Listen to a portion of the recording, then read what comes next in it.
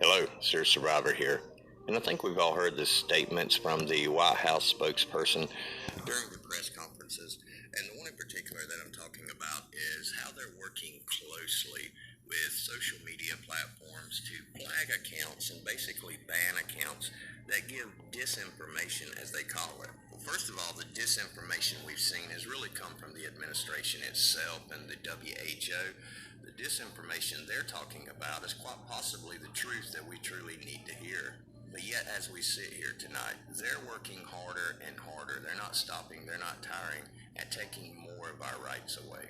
Once the First Amendment is completely eroded and it's on its way out, we can see that with social media. That's the beginning of it because most people communicate via social media in one way or another.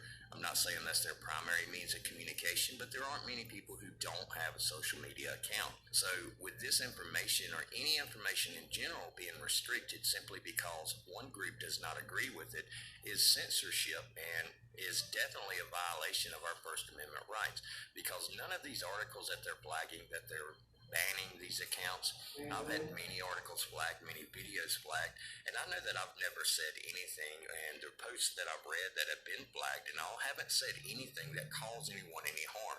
And that's the only restriction on the First Amendment is we can't cause anyone harm or can't threaten anyone's life or threaten them with physical harm, things like that.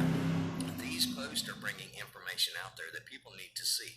But now what we're seeing is the media that's already been taken over by the left and this administration working closely together now with the tech giant social media, Google, Facebook. We're talking about the people that control the internet. They control the internet. So even when we go searching for something we want to read about, we're having a hard time finding it now. I know that searching for the truth has become very difficult, and this is not going away. This is growing day by day.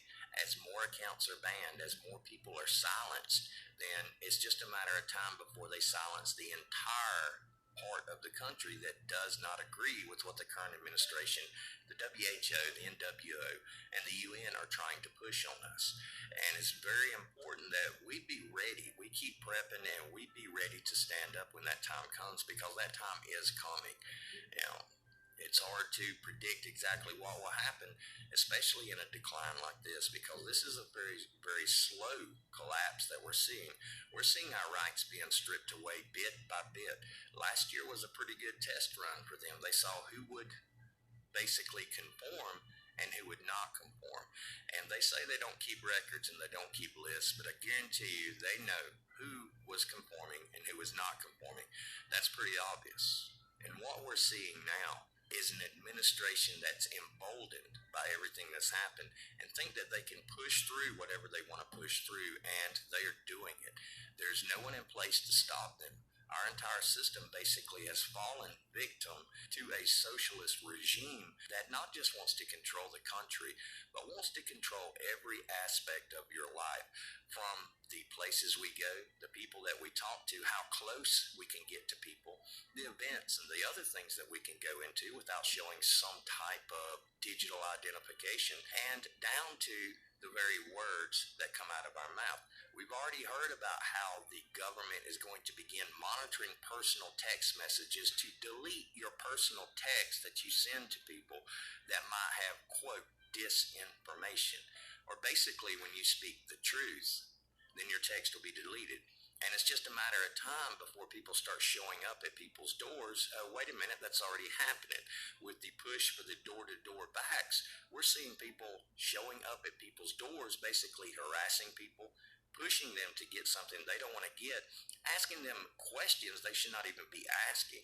What can we do about it? Well, we can stay true to ourselves. We can stay true to what we believe in. We can have faith, and we can stand together when the time comes, because that time is coming. The UN's going to be on our soil this year, and I know they already are.